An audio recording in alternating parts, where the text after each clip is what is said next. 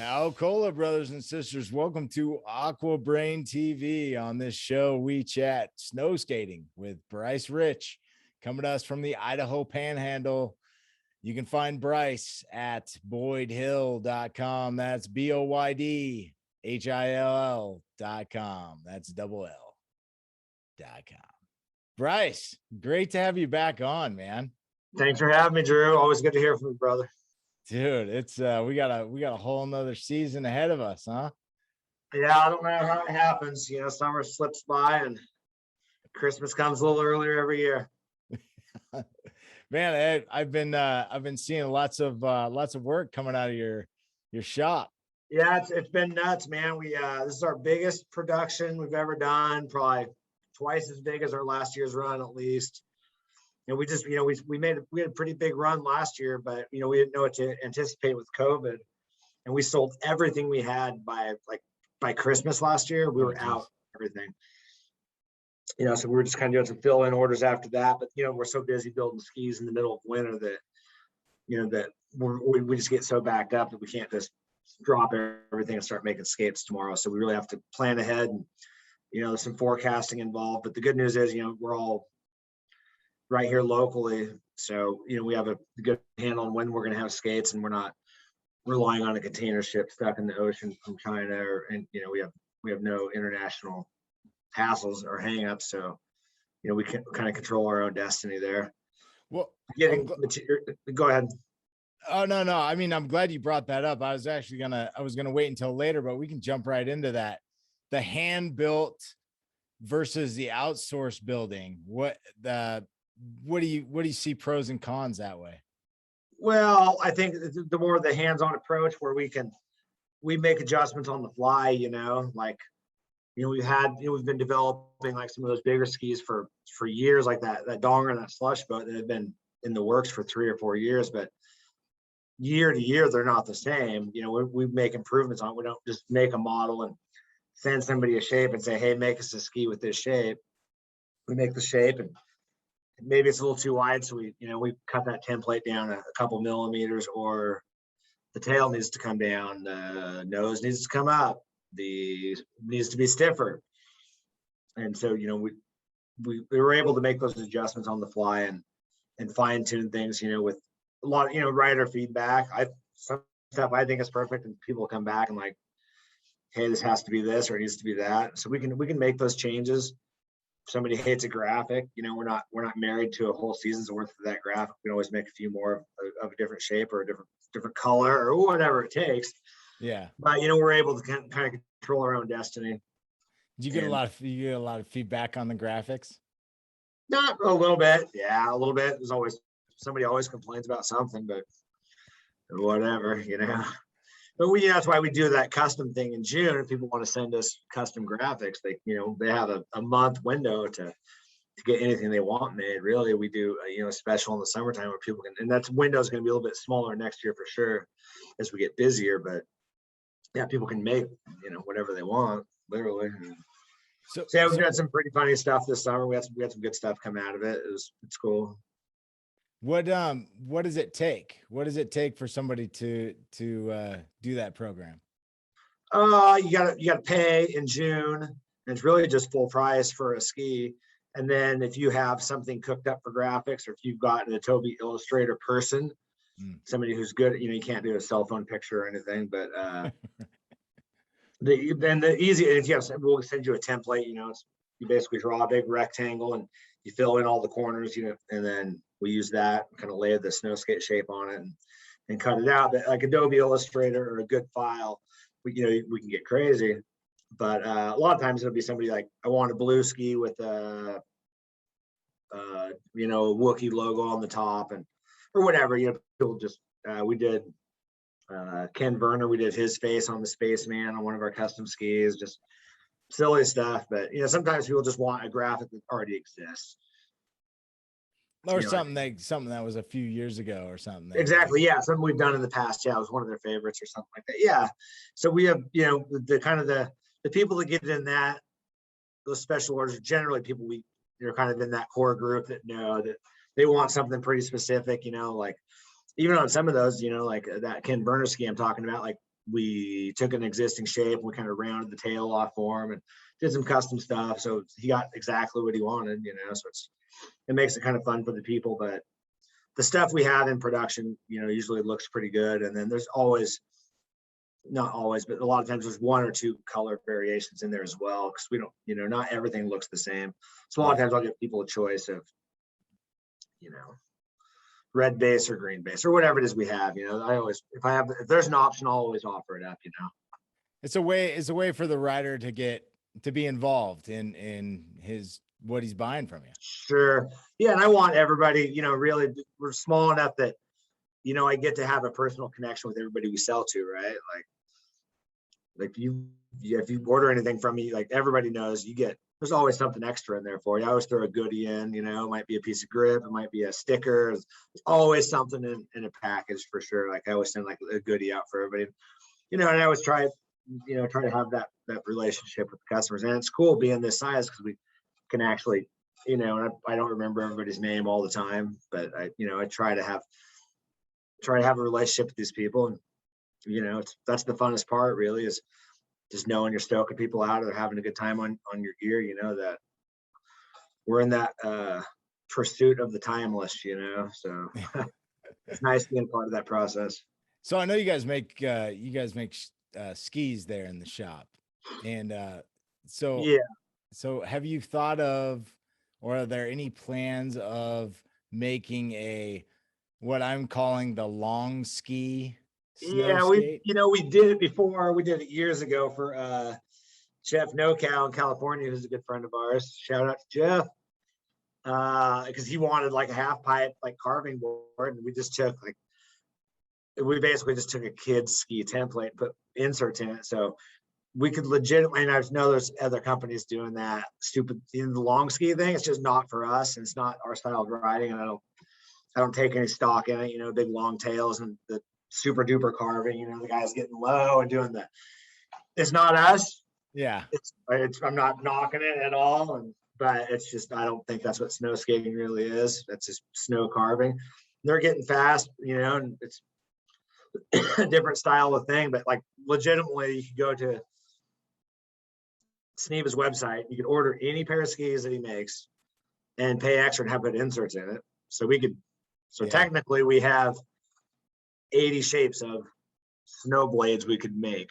Right. If we thought there was a demand for that market, which we just don't care, because I don't think it's just not us. But if somebody had to have it, then we could put inserts in literally any pair of skis we make. And that's what those other companies are doing. They're using a ski manufacturer to make this, just putting their graphics on existing shapes, Whoever's doing that, there's a couple companies doing it. It's just ski templates. It's not, we can make them stiffer, we can make them stronger, we could do whatever, but it doesn't interest us, so I just don't care. We have enough.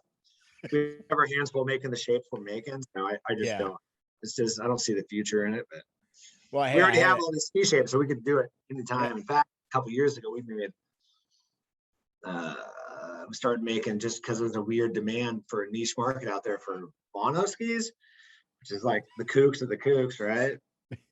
And so what we did is we just got this ski templates, and you just put two skis together and you cut out the middle. I mean, you cut out the outside edge, and you lay any two of our skis side by side, and you cut the outside shape out, and we make a mono ski like that. So basically using existing ski shapes to make different things. It's not something we're into, but it's like, there's a few bucks in it here and there. But well, yeah, I mean, if somebody sends you an email and wants to write a check, it's like, hey, we'll make it whatever.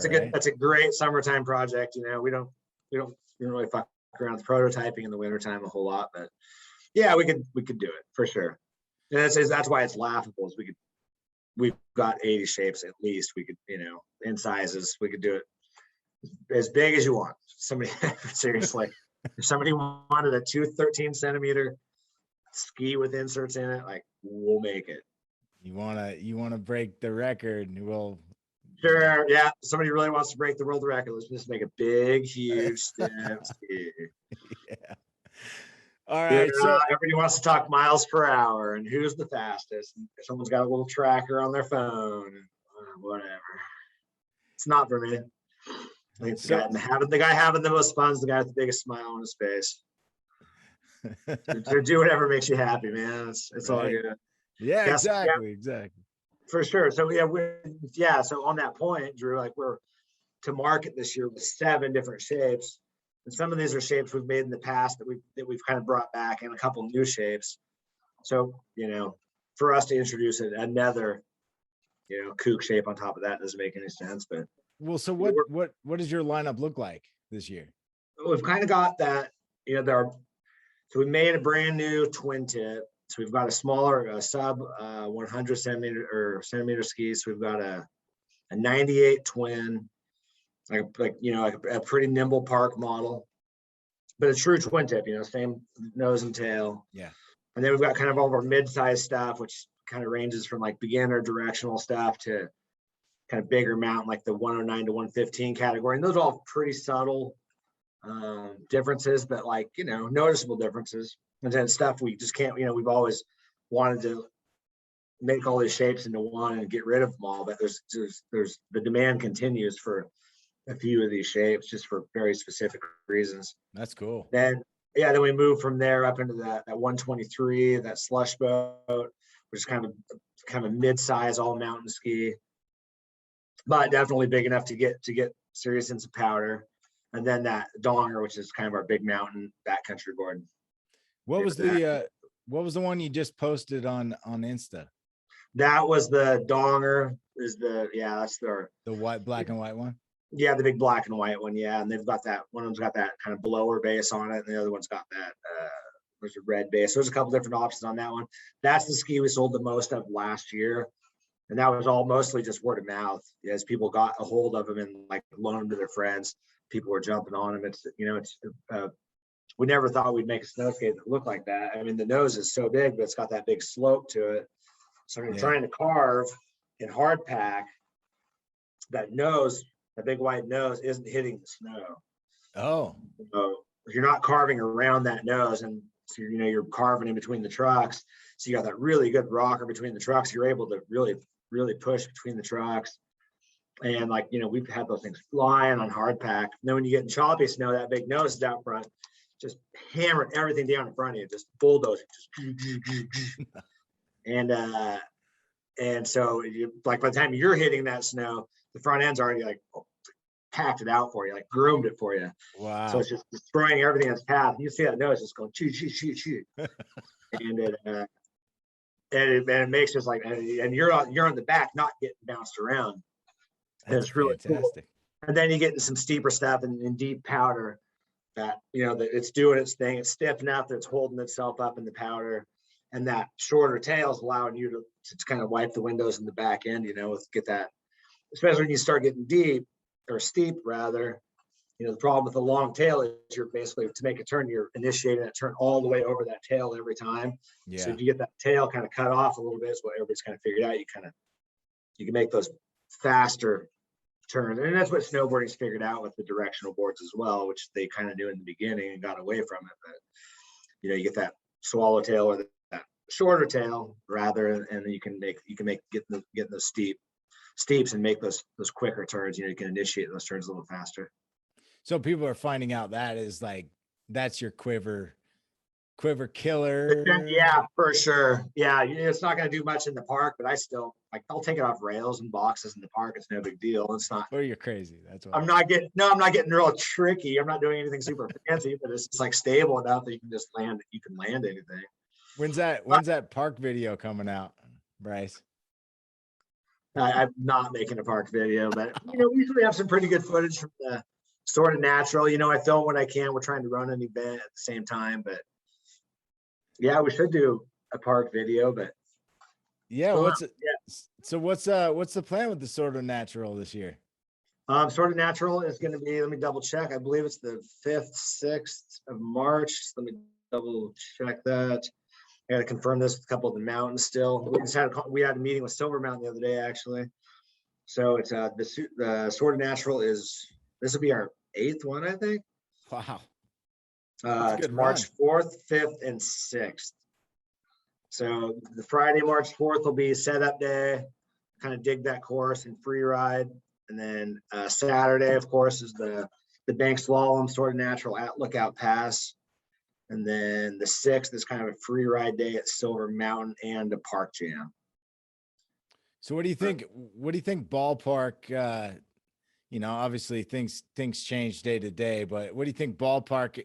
If you're flying on the seat of your pants, what do you think's the ballpark you need in your pocket to do this contest? We make this event so affordable. You could, you Airbnb or parking lot camp, and all the Airbnbs or hotels that are local or actually kind of cheap. Like in Wallace, there's the Stardust Hotel. It's like $60 a night. But you get in with a group of people on an Airbnb, somebody's Airbnb sleep 10 people. Yeah. So you do that for, $20-$30 a night. Food's pretty cheap over there. I think the Sorta Natural last year for Friday was $35-$40, and that included your lift ticket, race entry fees, raffle ticket. We generally include lunch and beer with that as well. Wow. So you're getting fed, and there's always everybody parking lots and feeds everybody anyway. And then the Silver Mountain Day is $35. That's your entry and your lift ticket as well. So, I mean, you could legitimately show up the $100 bill in your pocket and bum a couple of beers and survive a weekend. we make it really affordable. Yeah, it sounds. I mean, the ticket prices to start just for a day on the mountain. That's for sure. Yeah, hopefully it doesn't go up very much this year, but I don't. Our cost of throwing the event is really nothing. So just our time and the gas getting there. I think our biggest investment this year, I'm looking at another timing system. I wasn't happy with the one I bought last year. So I'm looking for another timing system. We want the event to be better. We want, we just want more precise timing. I want a start gate. I want, so I'm trying to figure out just a better timing system. So I'm doing some shopping for that now. And it's kind of a hard world to navigate. So there might be a $500 system out there, but if you go to, what a ski race team would use, you're spending thousands of dollars. Yeah. So I'm trying to figure out something in the middle, something that makes sense for us to use one day a year, but is still super precise and not hard to set up. And so anybody out there in TV land's got some leads on a timing system from their ski school or their mountain or their high school or their college, fucking hit me up. We will do some trading. So if anybody knows anything about timing, I'm also be curious to pick their brains. It's one of those things, there's not a lot of information out there and there's not a lot for sale. So, we're either going to have to build our own, find our own, modify our own setup or something. I don't know, but I'm hoping to have a really good, I've been digging into it pretty hard lately. So I'm hoping to have a new system in place this year. Cool. So we'll see. So what's that email if people want to reach out to you? It's info@boydhill.com. You can hit me on the Instagram too, or Facebook. Doesn't matter. Pretty easy to get a hold of, but yeah, I'll put a reward out there. I'll get we'll complete snow skate. Whoever finds me a dope timing system. It can be used. It can be from the 60s. I don't care as long as it works. There's systems out there. These ski hills used to use it with a cable. They'd run a cable down the hill. There's no radio, Yeah. That would work at Lookout Pass, This exists in somebody's closet somewhere. I just don't know where it's at. There's some weird person that's got a connection at a college or was a ski racing coach, or there's something out there. I just don't know what it is. Dude, that's awesome. I know some people that are going to try to make it out yeah. So yeah, and if anybody's on the cusp of not making it, we could always sponsor a couple. We can always sponsor a couple people and put them to work too. So there's always plenty to do for digging ditches and that course is super easy to set up. The digging's not that hard. It's already it's kind of a natural. It's got like a natural. Yeah, I don't know if I talked about this before. I kind of figured out. I originally thought it was like somebody's attempt at a half pipe in the 80s, like somebody ran a cat down the mountain, dug out this trench. But I saw a video recently from Lookout Pass because nobody knew what they were doing back then. But I saw a video recently from Lookout Pass. There was a mining operation up there a long time ago. Oh. It was like a hydraulic mining where they use water and they spray all the dirt to try to sluice out the gold. Yeah. So it was where the water ran down the hill. Oh. From an old mining operation. Yeah, it was a leftover. Yeah, so our little half pipe bank slalom thing, which is absolutely perfect for a snow skate race, and it's a nice long course too. Like you're whooped by the time you get down to the bottom. It's not short. is yeah, it's the basically yeah the mining tails. That's good. That's good. That's cool. That gives it a little bit of Yeah, sure. And so well, it's in the history. Silver Valley, right? It's the whole area is riddled with mines. And Lookout Pass has a new chair. Let's see, they're doing the backside chair is expanding to a triple, so getting up the backside will be a little faster. They have a quad on the front now, and they have new terrain. They've got the runs all cut out, and I think they're installing that chair now. I imagine we'll be running the following year. And they're the word on the street is they're running cats. They're doing cat rides up the new terrain this year. So yeah, Lookout Pass is doing cool things. And then of course our partnership with Silver Mountains is as strong as ever. So looking forward to having a good time there. Yeah, it's nice. Everybody gets to ride the gondola up. We usually just have lucked out into like really good snow days at Silver. You know, just a ton of good terrain, really good snow skate terrain, good, easy side country and back country at either one of these mountains. It's awesome. So did we talk about foot straps? We have passed, lovingly referred to as the Idaho strap in the snow skate community, but I think we've, for the most part, kind of moved away from it. You know, like don't tell anybody, but yeah, no, that's good. We kind of wean the mountains a little bit. Just I would say we just by complying with the mountains and being, I think your job as a snow skater is to be a steward of the mountain, right? You want to be good ambassador. Mountain. Yeah, we're going for the long game, right? Like, we spend a lot of time and effort getting these mountains to allow snow skating, and by respecting their rules and by playing by the rules and bringing people to their mountains, I think they've treated us with respect in return. So, ride onto the chairlift, grab your skate at the last second and ride off the chairlift. Absolutely.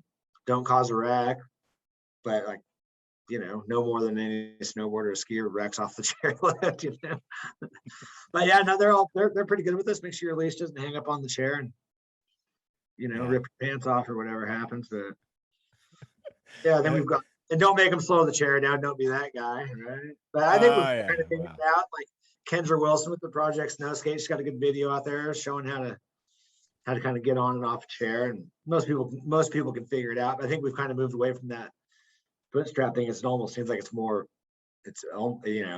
could potentially be a little more dangerous, but they just want to see that skate, close to your feet, not hanging off the chairlift with a not bungeeing all the way down, hitting people on the slope below you. Yeah.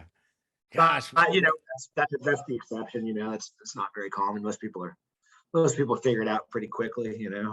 Yeah. So okay, so memorable stories. Any memorable stories from the past events? Oh, they kind of run together sometimes. I mean, our boy Pat Bonzer got that guy award a couple of years ago because he got arrested at the airport. I think he missed a flight, then he got arrested on the next airport. He got drunk and got hassled and he got thrown in the drunk tank at the airport. Oh no. But we do usually have a that guy award, right? So yeah. He's always somebody throwing up on the way home. I think Jamie painted the side of somebody's van on the way home a couple years back. I don't know. Everybody has a pretty good time though. We get, people get those backcountry runs in. We get a good day and people start hiking. It's all bets are off, and we get some good lines in, and everybody has fun. And these guys are, Wallace is a pretty small town. Kellogg's a pretty small town, but these guys, we have the snow skate crews in, and people know when they come to town. People see the herd coming on the mountain, but everybody's such a good sport. You get the Brian Wilsons of the world, and you get, everybody's got such a good attitude. Everybody comes in and has a good time. We never really have any hassles at all. And nobody gives us any shit. Everybody's there to have fun. Every single person tells me thank you. And like these guys are going, wait, Wallace used to be a rough little town. These guys show up in Wallace and just take it over. Really? Well, they're good at the hospitality. They're not the average tourist. Oh yeah, these guys are beloved in the small towns now. Like these Idaho towns are just welcome snow skaters with open arms. It's been really, really, really cool. It's very helpful when your guests that come to your event are gracious and cool, and Yeah. And nice to the locals. There's no hassles. We're not picking up anybody's mess. You know what I mean? We're not begging for forgiveness after the event. You know, it's like we do a pretty good job. That's important. Yeah, and most of that's, you know, like part of holding a good event is having the right people there, you know, and people that show up are having fun. So Boydhill.com is where you find Boyd Hill products. But what else can you find on the site? On Boydhill.com, we've just got some, you know, we've got some pretty basic team information, all of our stuff for sale. There should be social media links for the Instagram, our YouTube channel. You know, it's nice to get that updated sometimes. We've got videos on, I think I've got links in most of the spots, but we've got some setup links, like how to set like certain boards up, like that donger setup's a little specific because it's such a big board. So I do a video of like how to set it up and kind of the tips and tricks of how to like stretch those trucks out and get the most out of the board. Yeah. Do you just sell snow skates or do you sell accessories as well? I guess Yeah, that's what I was trying to get at. Our skis, our decks. We sell a ton of rocker trucks through the website. And we also sell stuff that fits other brands as well. So we have them listed on there. So a lot of people come to us to upgrade their Hub One trucks. So we sell stuff for that. We sell grip by the boatloads. We sell grip to everybody. So I ship grip every day. Grip, decks, trucks, skis. We don't do much for soft goods, but we do when we do get soft goods in, we pop them up on there. We've got ratcheting 10 millimeter, you know, like the snow skate wrench, like the ratcheting end and the open end 10 millimeter wrench. I'm adding to the website, it's like a $5 wrench. Yeah. But like, you know, the kind of the one tool you need to kind of fix everything. That's really about it for the website. It's just, you know, the basic information. We're trying to get it updated. You know, it's like it's all new pictures, it's all new descriptions. You know, we list the specific sizes of every ski on there, so you can. I mean, if you want to make your own snow skates, you could directly look at our website and it tells you the tip, tail, and waist measurements. I mean, we don't hide any of that information, so people can kind of get granular with their setups and you know, and compare to either other manufacturers or compare skis within our own, you know, within our own catalog. Sick. Boydhill.com. Hey Bryce, I got some bonus questions. Okay. You want bonus questions? Sure. I can't wait. Okay. Here we go. Okay. All right. Okay. First, what is a skill that you want to learn but haven't yet? Skill I want to learn that I haven't yet. You know, I love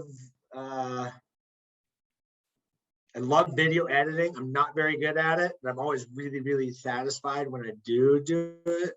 And I've had friends that are good at it. It's one thing I wish I was a lot better at. Maybe it's like a better computer and like more time to sit down and do it, or maybe if I was more patient. I think video editing is something I wish I was definitely better at. But hey, it's always time to learn a new skill. Yeah, I think it's really just time.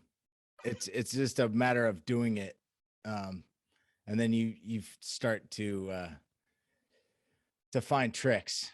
Yeah, I just got an Adobe license, so I just need to dive in and you can even take a class online for almost free. And you can learn anything on the internet now. Like, I hate to say it, but I think for the most part, college is kind of a waste of time. If there's something you want to learn, like I don't think I would have to. If I want to learn how to video edit, I don't think I need a college degree to do it. You know what I'm saying? Like, well, especially for the money that you'd pay for the college sure. degree. Yeah, I don't need a degree in it. First, you know, it'd be great if I had a degree in it. Or maybe I would have a job in the porn industry editing videos.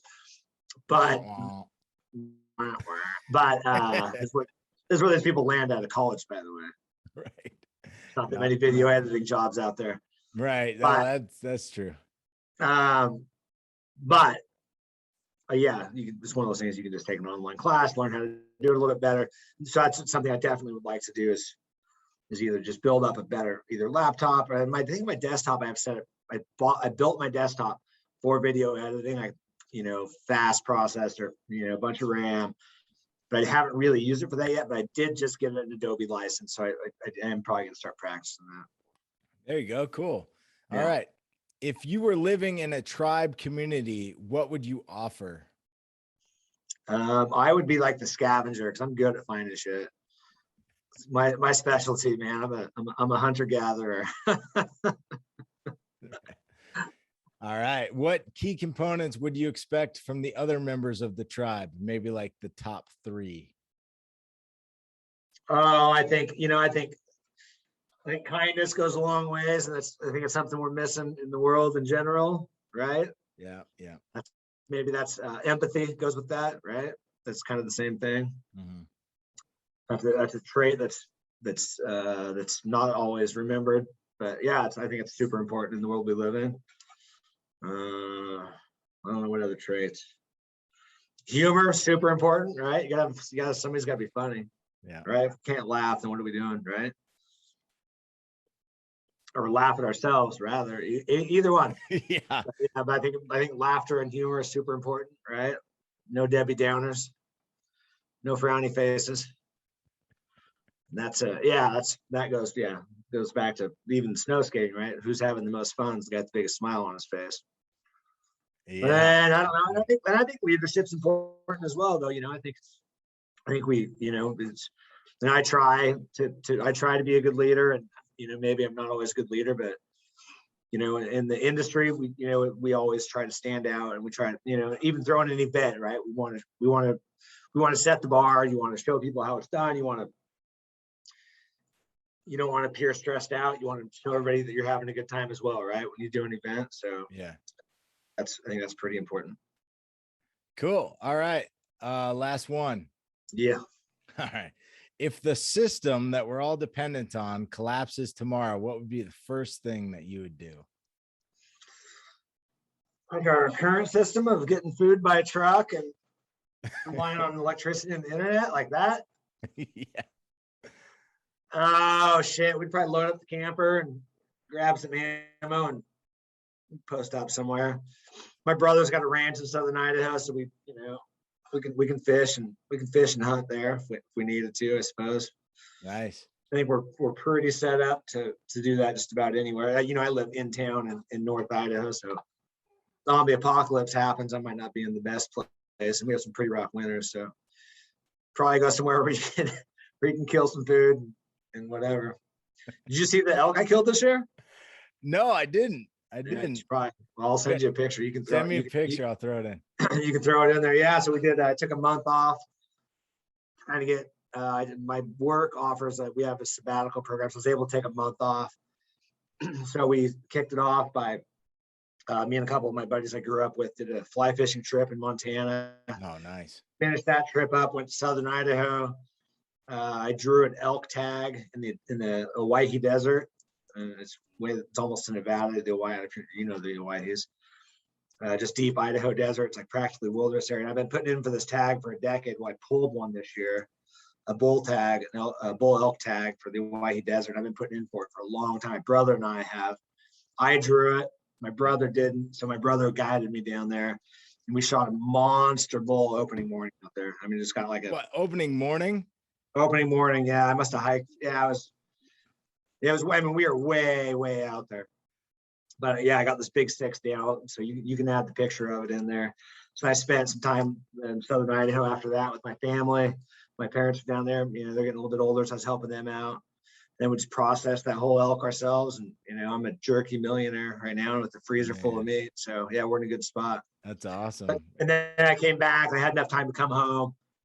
Went to Red Bull Rampage, and so went back to the desert. Went to Red Bull Rampage in Utah. And then I spent the very last week of this month off just dialing all the Snowskate stuff in, just like kind of had to go through my office and organize, and like the website always needs work, and like, getting all the skis ready to go and start shipping orders, and, getting all those ducks in a row. And it's nice to have the time, because I have a regular job as well to get all the Snowskate stuff and kind of to give that the attention that needed right before the season. So it worked out awesome. Just a killer month off, came back all recharged, ready to go. Sounds like you're set up, you're ready. I think so. Bring on the snow, huh? It's gonna happen. I think we got the big one ahead of us, and yeah, it's gonna be the big one. Well, awesome. Bryce, thanks for joining me, man. Drew, always a pleasure, my brother. Thanks for joining us on AquaBrain TV. Check us out at Brain Aqua. This is how you subscribe to us. This is how you subscribe to Boydhill. and this is a video we think you'll like.